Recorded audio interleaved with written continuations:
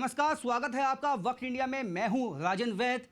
आज का मुद्दा है आत्मनिर्भर अभियान, क्योंकि कोविड-19 ने जब भारत में अपनी दस्तक दी तो समूचे देश में लॉकडाउन लगाया गया, जिसके बाद प्रधानमंत्री ने यह कहा कि हमें लोकल के लिए ही वोकल होना होगा।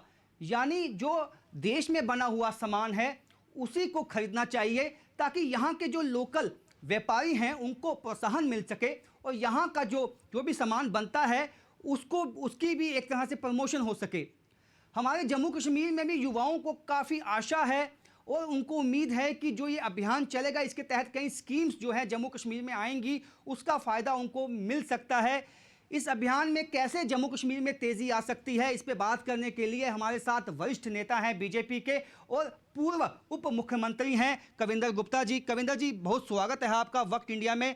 सर, कैसे देखते हैं जम्मू कश्मीर की स्थितियां हमेशा से भिन्न हैं और इस अभियान को कैसे यहाँ पे लाया जाएगा, उसमें तेज़ी कैसे लाई जाएगी? जी देखिए, सबसे पहले दर्शकों को मैं नमस्कार करता हूँ।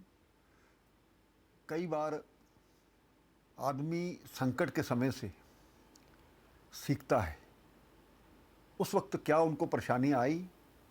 आज प्रधानमंत्री जी ने जो बात कही है, कोरोना महामारी का जो संकट है, इसने भारत को ही नहीं पूरे विश्व को असमंजस की स्थिति में डाल दिया है जी। और इस सारे परिप्रेक्ष्य में बहुत ज़रूरी था कि हम आत्मनिर्भर हों। जैसे कोरोना आया तो जिन चीज़ों का निर्माण हम चीन पर निर्भर थे, जैसे पीपीई किट्स हैं, टेस्टिंग किट्स हैं, बाकी चीज़ें हैं, और प्रधानमंत्री एक ऐसे प्रधानमंत्री है जिनके आह्वान पर लोग उनकी बात मानते हैं। तो इन सब चीज़ों को देखते हुए जो हमें ज़्यादा मात्रा में वस्तुओं की ज़रूरत थी वो हमें उस वक्त इस हाल में मिल नहीं पा रही थी। जहाँ तक सैनिटाइज़र का सवाल है, प्रधानमंत्री ने डिस्टिलरीज को उस वक्त कहा कि वो अपने अपने वहाँ पर, क्योंकि अल्कोहल की मात्रा उसमें रहती है, तो अपनी तरफ से सैनिटाइज़र बनाएं। और बहुत सी ऐसी कंपनियों ने पीपी किट्स बनानी शुरू कर दी, टेस्टिंग किट्स बनानी शुरू कर दी। और क्योंकि चाइना की तरफ से जितना सामान हमें आना चाहिए था वो नहीं आया और कुछ रिश्ते भी ख़राब होने के कारण से इन सभी बहुत ज़रूरी था।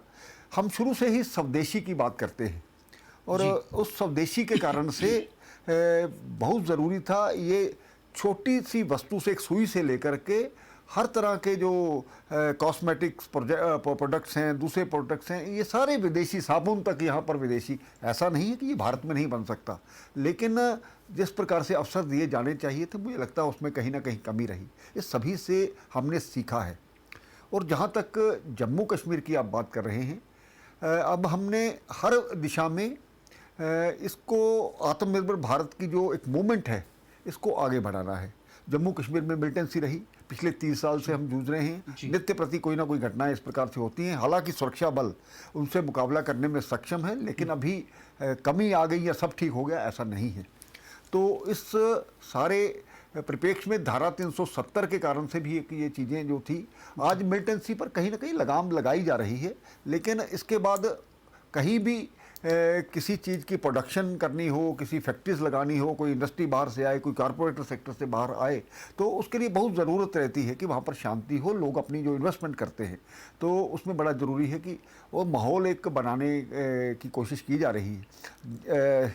जहाँ तक ये चाहे ये लोहे को बनाने में, या वो जहाज़ बनाने का, या DRDO हमारा उस पर काम कर रहा है, हमारा HAL उस पर काम कर रहा है, हमारे ये जो एम्स का उसमें मेडिकल साइंसेज की तरफ से उनका ये काम दिया गया है कि सब हम उस पर चीज़ पर आत्मनिर्भर बने। नंबर एक, उससे एक रोज़गार मिलेगा और सारे लोकल युवा एडजस्ट होंगे। और जहाँ तक ये एक धारा 370 के कारण से जम्मू कश्मीर में जिस प्रकार से हमें मौका मिलना चाहिए था, उसमें कहीं ना कहीं कमी आई। मिलिटेंसी के कारण से बाहर के लोग यहाँ नहीं आते थे। आज माहौल ठीक होगा तो यहाँ पर लोग इन्वेस्टमेंट करेंगे।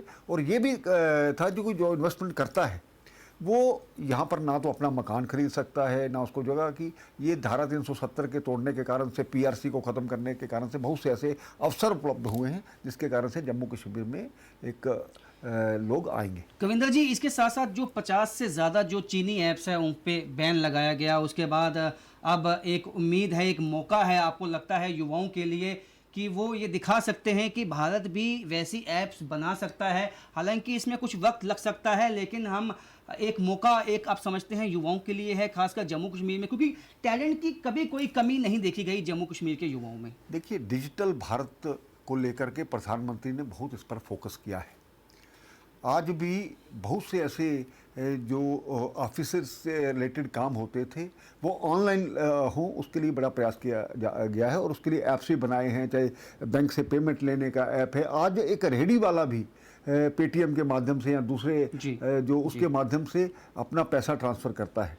और वाकई में इसमें कहीं ना कहीं आज हमारे देश के जो युवा हैं वो बाहर जाकर के वो अपने टैलेंट को वहाँ पर दूसरे देशों में जाकर के उसको बयान करते हैं, लेकिन यहाँ पर उनका टैलेंट जब अवसर पैदा होंगे तो निश्चय ही। आपने सही कहा, जैसे कि सब जानते हैं जो टॉप साइंटिस्ट हैं, चाहे डॉक्टर्स हैं, जो बाकी जो देश के बाहर कई ऐसे देश हैं जहाँ पे काम करते हैं, वो भी इस वक्त जो है मेड इन इंडिया जो एक सपना है प्रधानमंत्री का, उसमें अपना एक जो है सहयोग दे सकते हैं। और उसमें ये हो सकता है कि वो भी इसमें मदद मिल सकती है उनकी, क्योंकि आज जिस तरह से हम जानते हैं गूगल के भी जो सीईओ सुंदर पिचाई जो हैं, और कई ऐसी टॉप इंडस्ट्रीज़ हैं और साइंटिफिक और सॉफ्टवेयर हार्डवेयर बनाने की जो कंपनीज हैं, अमेरिका में हैं, कई देशों में हैं जहाँ पे भारतीय मूल के जो हैं युवा काम करते हैं। तो ऐसे में उम्मीद ज़्यादा है भारत के जल्दी इससे उभर जाएगा। देखिए, नासा में हम सोचे थे, अभी वहाँ भी भारतीय वैज्ञानिक काम कर रहे हैं। आईटी के सेक्टर्स में हर देश में, चाहे वो ब्रिटेन हो, चाहे यूएस हो, चाहे ये दूसरे देश हो, कनाडा में हो, वहाँ पर लोग हमारे काफ़ी मात्रा में काम कर रहे हैं। उसका कारण ये रहा कि उनको यहाँ जो अवसर प्रदान करने चाहिए थे, उनकी काबिलियत के लिए जो हम उनको पे करना चाहिए था वो नहीं है मिलता था। इसके कारण से लोग बाहर चले जाते थे। और मुझे विश्वास है कि निश्चय ही प्रधानमंत्री जी अगर आज एक आह्वान करें तो युवा अपने देश के लिए, अपने राष्ट्र के लिए, क्योंकि एक संकट का समय है, जिस प्रकार से बहुत बड़ा निर्णय एक जो हमने लिया है उनके ऐप्स बंद करके, आईटी के सेक्टर में हम इसको बड़ा एक्सप्लोर कर सकते हैं, बड़ा आगे जा सकते हैं। तो युवाओं को उससे रोज़गार तो मिलेगा। और एक जो हमें ऐसे युवा नहीं चाहिए जो गूगल से ढूंढ करके ये चीज़ें निकाले, हमें वो युवा चाहिए जो खुद इस प्रकार का निर्माण करें, उनको कोई दूसरा ढूंढे गूगल पर। आपने सही कहा, लेकिन कहीं ना कहीं जम्मू कश्मीर के परिप्रेक्ष्य में अगर हम बात करें तो यहाँ पे जो आतंकवाद है हमेशा जो विकास के रास्ते हैं उसको बंद किया है उसने। आज भी कई घटनाएं ऐसी होती हैं कश्मीर घाटी में। आपको लगता है कि ये कुछ तबका वहाँ बचा है, लेकिन ज़्यादा लोग जो कश्मीर घाटी में भी हैं वो भी जो इस जो अभियान है खासकर जो केंद्र की ओर से चलाया गया है उसका हिस्सा बनना चाहते हैं? बिल्कुल। केंद्र ने जो पहले एक जो स्कीम की थी, चाहे वो आर्मी के माध्यम से, उनको भारत दर्शन के लिए बड़े बच्चों को ले गए, उनको पता लगे कि भारत है क्या है। बच्चों जब से पैदा हुए हैं, पिछले 30 साल की जो एक पीढ़ी बीत चुकी है, वो उन्होंने सिर्फ गोली, ये धमाके और ये सब चीज़ें देखी हैं। लोगों को बाहर जाकर के बच्चों को एक पता चलता है कि इस पूरे हिंदुस्तान में हो क्या रहा है। और दूसरा, जहाँ तक मैं बात करूँ कि आज गवर्नमेंट ऑफ इंडिया की तरफ से बहुत सी ऐसी स्कीम्स शुरू की गई हैं, चाहे वो मुद्रा है, स्किल इंडिया है, या मेक इन इंडिया है। तो इस प्रकार से अब बहुत से बैंकों की तरफ से भी और दूसरी तरफ से भी सरकार की तरफ से बहुत से अवसर दिए जा रहे हैं। और आपकी जो कंपैरिजन कविंदर जी, मैं यहाँ पे आपको रोकूंगा इसलिए क्योंकि आपने ये स्कीम्स तो गिनवाई। हम जानते हैं कि केंद्र सरकार ने जो है काफ़ी स्कीम्स को लॉन्च किया, अब यूनियन टेरिटरी भी है, लेकिन कई युवा जो यहाँ पे है उनको मदद नहीं मिल पाती है, बैंक से नहीं मिल पाती है, या उनको जो उनके जो क्राइटेरियाज होते हैं वो इतने ज़्यादा होते हैं कि उसको वो मुकम्मल नहीं कर पाते हैं। तो आप केंद्र सरकार से क्या तवक्का रखते हैं कि क्या उनको थोड़ी सी ढील देनी चाहिए जम्मू कश्मीर के परिप्रेक्ष्य में वहाँ यहाँ के युवाओं के लिए? क्योंकि कई ऐसी स्कीम है जिनके बारे में अवेयरनेस नहीं है, जानते ही नहीं है युवा की स्कीम हैं या जम्मू कश्मीर में लागू हुई हैं, कब लागू हुई हैं, किस डिपार्टमेंट में जाना है, किससे बात करनी है, क्या क्या इसके लिए डॉक्यूमेंट लगने हैं, तो उसके बारे में आप क्या कहेंगे? देखिए, एक तो सिंगल विंडो सिस्टम होना बहुत ज़रूरी है। जी और दूसरा कोई भी प्रोसेस है उसको इजी बनाना होगा।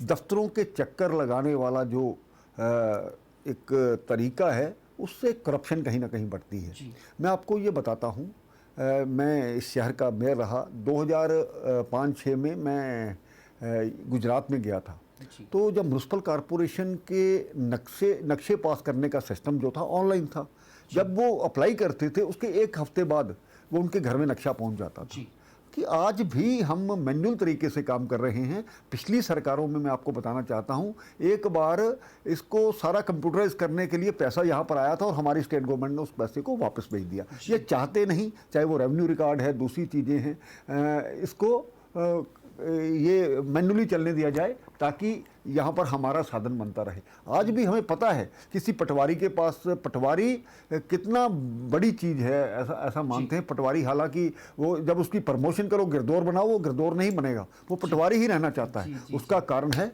ये करप्शन भी ख़त्म होनी चाहिए। तभी एक तरीका, अगर युवाओं को अवसर देने हैं तो निश्चय ही उनके लिए वो माहौल बनना चाहिए। और कम से कम वहाँ पहुँचते पहुँचते वो इतना डिमोरलाइज ना हो जाए कि वो कहे कि ये इस काम को छोड़ो। आपने बहुत अहम बात जो है बताई है कि करप्शन का जो लेवल है वो इतना ज़्यादा है जम्मू कश्मीर में कि युवाओं को जो चाहते हैं कि वो अपनी इंडस्ट्री लगाएं या अपना कोई स्मॉल स्केल जो यूनिट है वो लगा के दूसरों को भी हम रोज़गार दें, लेकिन ऐसा हो नहीं पाता, जिसका खुलासा कविंदर जी ने भी किया। करप्शन इसके पीछे एक माध्यम है। लेकिन सर मैं ये भी जानना चाहूँगा कि खासकर जो यहाँ पे टास्क फोर्स बनाई गई है एक इस अभियान को तेज़ करने के लिए, तो उस टास्क फोर्स का क्या काम रहेगा, कैसे वो इसको तेज़ी लाएगी इसमें? देखिए, सबसे नंबर एक जो धीरज गुप्ता जी के नेतृत्व में जो हमारे आईएएस अफसर हैं, इंटेलिजेंट हैं, और मुझे लगता है उनके साथ जो भी टीम रही होगी उसके बारे में मुझे अभी पूरी जानकारी नहीं है। लेकिन यूटी के लिए, क्योंकि अगर हम अपने नौजवानों का ध्यान इस तरफ से हटाना चाहते हैं, मिलिटेंसी की तरफ से, उनको रोज़गार देना होगा। ये मैं नहीं कहता कि रोज़गार ना मिलने के कारण से मिलिटेंसी फैली है, ऐसा नहीं है।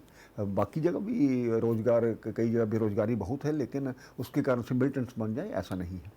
नंबर दो कि ये कॉरपोरेट सेक्टर को यहाँ पर लाने की बहुत ज़रूरत है और उसके लिए माहौल बनाने की ज़रूरत है। जी लोग तभी बाहर से आएंगे जब हम उनको माहौल देंगे। अगर हम सब्सिडी उनको किसी को देते हैं, उसके बाद आधे पैसे उसके खा जाते हैं, अभी ये चीज़ें चलती हैं।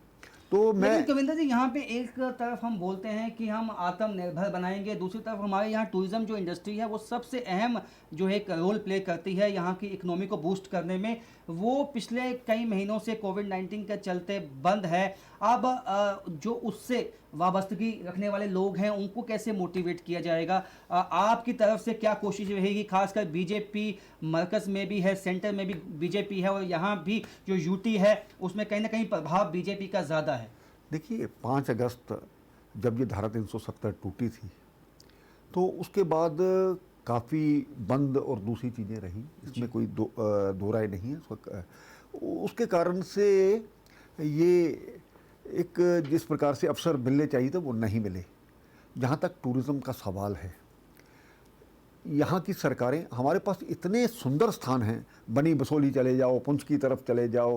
मैं ये नहीं कहता कश्मीर तो है ही सुंदर, लेकिन उसके बाद जम्मू में कहीं टूरिज़्म या हमारे ऐसे जगह की कमी है। भद्रवाह में चले जाओ, वो उसको मिनी कश्मीर कहा जाता है। बहुत सी ऐसी जगह है जिसको नक्शे पर लाना बहुत ज़रूरत है। ये तो प्राकृतिक आपदा एक आ गई है, उसके कारण से ये सब चीज़ें रुकी है। अदरवाइज़ एक इंडिपेंडेंट टूरिज़्म डेस्टिनेशन जम्मू को भी बनाया जाए। जो भी माता वैष्णो देवी के दर्शन करने के लिए 1.25 करोड़ यात्री हर वर्ष यहाँ पर आते हैं, उनको ये ना कहें कि वो कटरा में उतरें, माता के दर्शन करें और वहीं से ट्रेन पर बैठ करके वापस चले जाएं। जब तक हम उस चीज़ों को, दूसरी स्टेट से हमें कुछ ना कुछ सीखना चाहिए। हमारी स्टेट में तो बहुत सी ऐसी चीज़ें हैं जिसमें जो देखने लायक है वो कभी किसी ने देखी नहीं होगी। कई ऐसे हमारे प्रदेश हैं जहाँ पर 12 महीने गर्मी रहती है, कोई ऐसे हैं जहाँ पर ह्यूमिडिटी रहती है, कई ऐसे स्टेट हैं जहाँ गर्मी ही रहती है। लेकिन हमारे यहाँ पर 6 प्रकार की ऋतु है नॉर्थ इंडिया में। तो यहाँ पर पहाड़ भी है, नदियाँ भी है और मैदान भी हैं। उस सभी को देखते हुए यहाँ पर अवसर प्रदान किए जा सकते हैं। सोरेनसर, बानसर और ऐसी ऐसी लेक्स यहाँ पर हैं, उनको डेवलप करने की जरूरत है और हम ये केंद्र सरकार में ध्यान लाते हैं। और दूसरा एक मैं कहूँगा रिलीजियस टूरिज्म, वो भी बहुत ज़रूरी है। उसके लिए ये जो पिछले दिनों गवर्नमेंट ऑफ इंडिया ने एक सड़क जो रिंग रोड की निर्माण की है, उसको उस रिलीजियस टूरिज्म के साथ जब जोड़ेंगे, ये प्रमंडल के लिए अभी प्रहलाद पटेल जी हमारे केंद्रीय मंत्री आए थे, उन्होंने 50 करोड़ रुपया उसके दिए। लोग जाएंगे तो निश्चय ही इससे बाहर के लोगों को भी अवसर मिलेगा उसको देखने का। जी, एक आखिरी सवाल मैं आपसे पूछूंगा कि बीजेपी लगातार इस पे प्रेस कॉन्फ्रेंस हुई है, बीजेपी की तरफ से आत्मनिर्भर जो अभियान है उसको लोगों में ले जाने के लिए क्या रोड मैप अब बीजेपी के पास क्या है? क्या केवल प्रेस कॉन्फ्रेंस होंगी या जो उसका युवा दल है या बीजेपी के जो सीनियर लीडर हैं जैसे आप हैं, आप ये लोगों तक बात पहुंचाएंगे, उन तक जाएंगे, उनसे मिलेंगे, उनको बताएंगे क्या क्या काम जो है जम्मू कश्मीर में वो हो सकते हैं जिससे ना बल्कि उनको रोजगार मिलेगा बल्कि वो भी आगे किसी को रोजगार दे सकते हैं? अब रोड मैप क्या होगा इसके लिए? देखिए, नंबर एक तो हमें हमारे यहाँ जो एक माइंडसेट है जम्मू कश्मीर में, सरकारी नौकरी, और आज भी मैं हैरान होता हूँ, पिछली सरकारों ने रैबरे खेल, रैबरे तालीम, रैबरे जंगलात, पता नहीं क्या क्या उसमें रैबरे, जिसमें नौजवानों के भविष्य को बर्बाद करने के लिए बहुत बड़ा रोल अदा किया है। आज भी 25-25, 30 साल से जो लगे हुए लोग हैं उनको पक्का नहीं किया गया। पता नहीं क्या उनको सबजबाग दिखाए गए थे। हमारी सरकार ने एक प्रयास किया था लेकिन बाद में सरकार टूट गई। मैं नहीं कहता था कि हमने करके, लेकिन उसको उनका एक डाटा पूरा बनाया था, उस चीज़ को किया था। ये जो हमारे माइंडसेट में है कि सरकारी नौकरी के बिना कुछ कर ही नहीं सकते। आप गुड़गांव चले जाओ, नोएडा चले जाओ, NCR चले जाओ, जहाँ भी आज वहाँ पर लोग प्राइवेट जो सेक्टर को ज़्यादा प्रेफर करते हैं। यहाँ पर वो माहौल बनाने की जरूरत है। वो माहौल तभी बनेगा जहाँ से मिलिटेंसी खत्म होगी, और मिलिटेंसी खत्म करने में सरकार की, और वाकई में मैंने पहले अपने जो शब्दों में कहा कि बैंक्स एम्प्लॉइज़ को एक टारगेट देना होगा कि आपने इतने केसेस करने हैं, और टाइम बाउंड करना होगा कि अगर आप 7 दिन में इसका केस नहीं करते हैं तो आप पर एक्शन लिया जा सकता है। नौजवान जगह जगह जा कर के एडमिनिस्ट्रेशन द्वारा, बैंकों द्वारा, दूसरे द्वारा सताए जाएं, ये बर्दाश्त नहीं होगा। ऐसे अवसर बनाए जाने चाहिए जिससे ये चीज़ें हल। शुक्रिया कविंदर जी। तो कविंदर जी को आपने सुना, इनका साफ कहना है, बहुत बेबाकी के साथ इन्होंने ये माना कि करप्शन जो है उसके चलते यहाँ पे इस अभियान में तेज़ी लाने के लिए कई कदम उठाने अभी भी बाकी हैं। इनका ये कहना है कि युवाओं में खासकर जम्मू कश्मीर के बहुत ज़्यादा टैलेंट है, उस टैलेंट का इस्तेमाल कर कर रोज़गार के कई नए जो हैं आयाम वो छू सकते हैं। बस सिर्फ उनको ज़रूरत है प्रोत्साहन की, जो केंद्र सरकार देने के लिए तैयार है। अभी के लिए इतना ही। देखते रहिए वक्त इंडिया।